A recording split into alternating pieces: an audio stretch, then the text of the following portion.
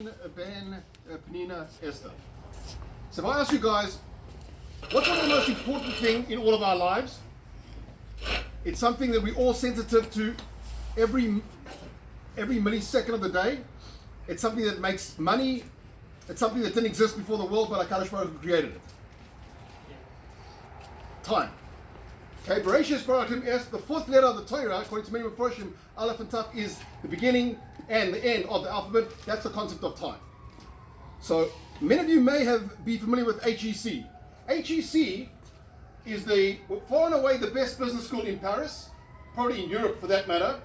But HEC was made famous in the early 1960s when the professor walked into the class. I might have said this once before here. He put down a vase. He put down some big rocks, some small pebbles, and some sand. And in the vase was some water. And he said to the B School MBA class, get all of these objects into the vase without displacing the water.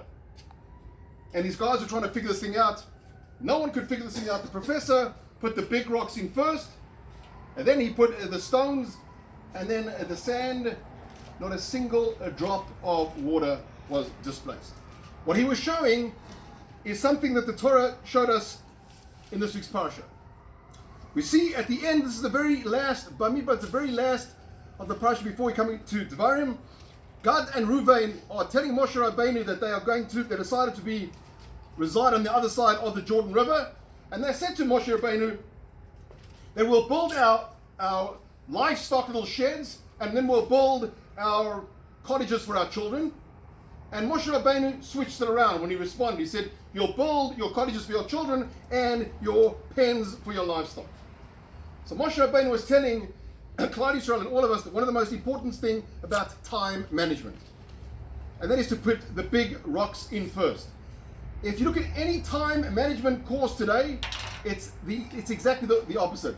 Time management courses, go to Staples and Office Depot, pull out any Franklin day run, and you'll see it talks about prioritizing your schedule.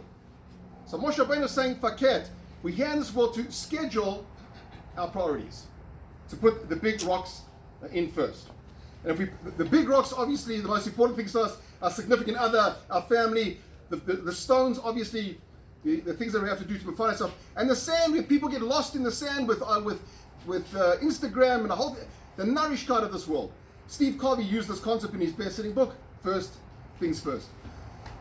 One of the richest people in the world, the last three words, go snoopsters, check this, I've checked this 100% true. The last three words that Sam Walton said, the founder of Walmart, before he passed away, the last three words were, I blew it. He looked around, he saw a disenfranchised family, he saw an estranged wife, he had nothing. Because he realized at that point in time that the true big rocks he had superseded by trying to become rich and famous. So my friends, we should take heed of the message that we learned from Moshe Rabbeinu to put the big rocks in first. And Be'ez Hashem, when we reach our 120th birthday, the last three words we should say is, I love you. Thank you.